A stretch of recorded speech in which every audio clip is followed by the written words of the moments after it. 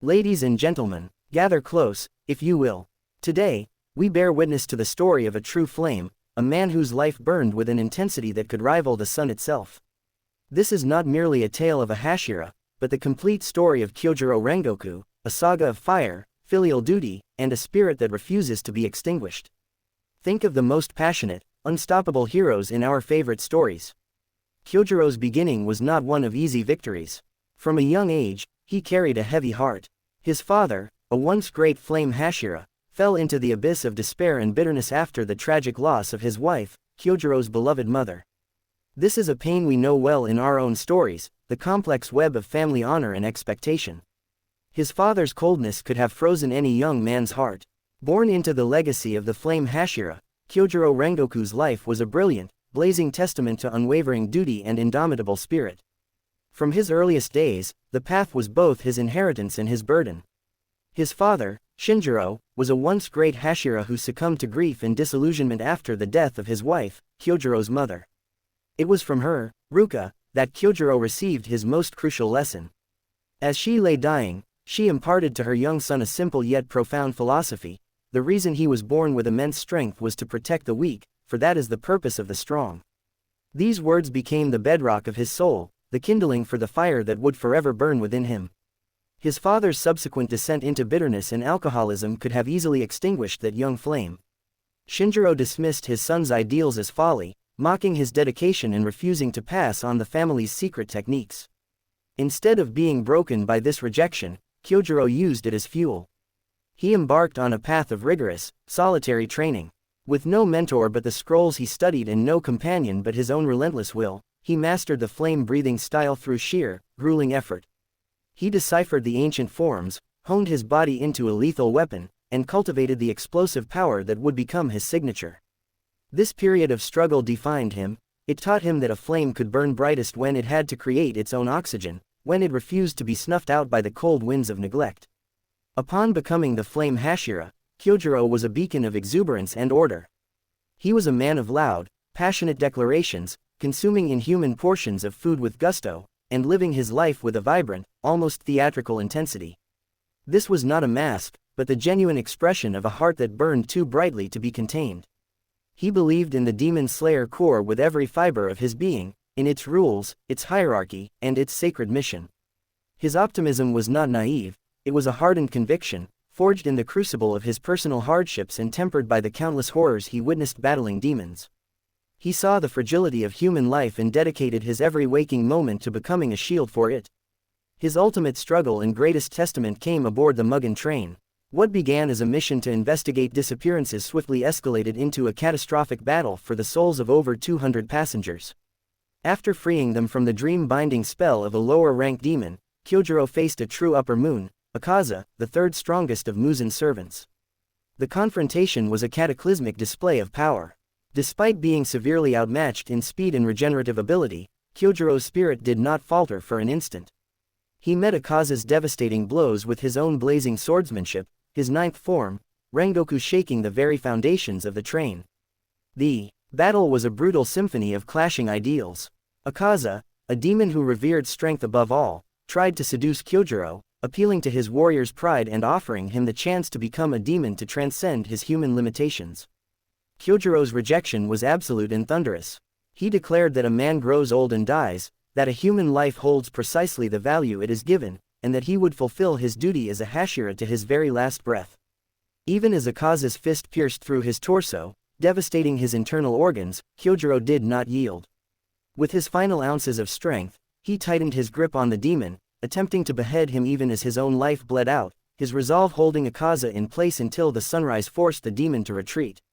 In his final moments, as he lay mortally wounded, there was no regret, only pride and purpose.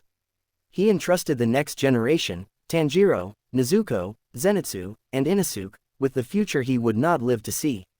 His flame was extinguished not by the demon's power, but by the dawn, leaving behind not ashes, but a legacy. Kyojuro Rengoku's life was a complete story of overcoming a broken home through sheer force of will, of embodying a principle of protection so purely that it became his identity, and of meeting his end not with a whimper, but with a roar that would echo through the hearts of his comrades, inspiring them to fight on. He lived as a flame, and died a conflagration of the human spirit. From the moment he first gripped a sword, Kyojuro Rengoku's path was one of self-made mastery, a solitary journey fueled by an internal fire that refused to be quenched by the dampening cynicism of his own home.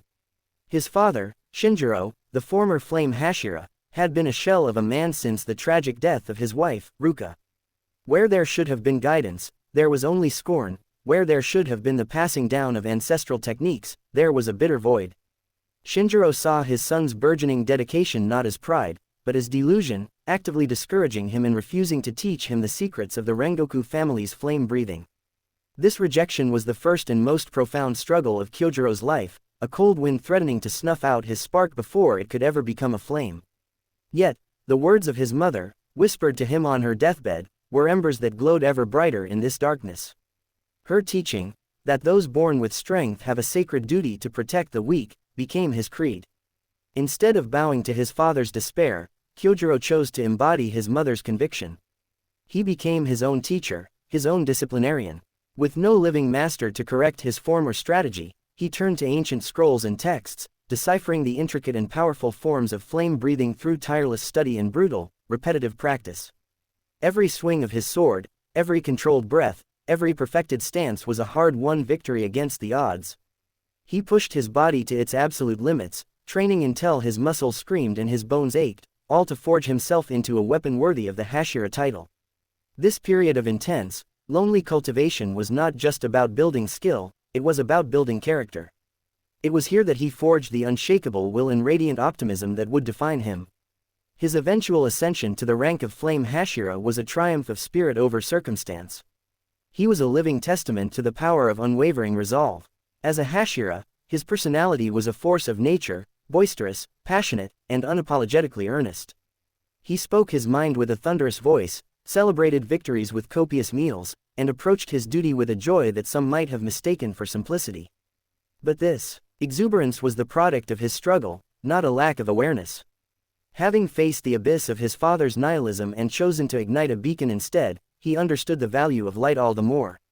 He had seen how easily a flame could be extinguished, and so he committed to burning as brightly and as warmly as possible for all to see. This lifelong cultivation of inner strength culminated in his final, glorious struggle aboard the Mugen train. Confronted by Upper Moon Three Akaza, a demon of unimaginable power, Kyojuro was physically outclassed. Akaza possessed supernatural regeneration, speed that defied perception, and destructive techniques honed over centuries. The battle was a brutal symphony of clashing ideals. Akaza, a warrior who revered strength for its own sake, saw in Kyojuro a peak of human potential and desperately wanted to corrupt it, to lure him into the immortality of demonhood. He appealed to the very essence of a warrior's pride, arguing that Kyojuro's talent was being wasted in a mortal, fragile body. Kyojuro's rejection was not just a refusal, it was the ultimate expression of his life's philosophy, a roaring inferno of his core beliefs. He declared that growing old and dying was the beautiful, precious fate of humanity. He stated, with absolute clarity, that the value of a human life is not inherent but is defined by the choices one makes. And he chose to stand his ground, to protect the hundreds of vulnerable passengers behind him and the next generation of slayers watching in horror. Even as Akaza's fist punched completely through his torso, shattering his ribs and devastating his organs, Kyojuro's spirit did not break. With his final breath, he moved to behead the demon, his grip like iron, his will holding Akaza in place until the breaking dawn provided his victory. He fought not to win, but to fulfill his duty, and in that, he succeeded spectacularly. His physical flame was extinguished by the sunrise, but the conflagration of his spirit ignited a fire in others that would go on to change the world. The legacy of Kyojuro Rengoku is not one of a life cut short, but of a flame that burned with such unparalleled intensity that its heat continues to warm those who follow long after its light was extinguished. His final, magnificent struggle aboard the Mugen train was the ultimate crystallization of his entire life's philosophy, a sermon delivered not with words, but with unwavering action in the face of certain death. Confronted by Upper Moon Three Akaza, Kyojuro was presented with a choice that tested the very core of his beliefs. Akaza, a demon who revered martial prowess above all else, saw in the Hashira a perfect specimen of human strength, a talent he considered wasted in a fragile, mortal form. His offer of demonhood was a seductive temptation, promising an eternity to hone his skills, to transcend the limitations of the human body that was, in that very moment, being pushed beyond its breaking point.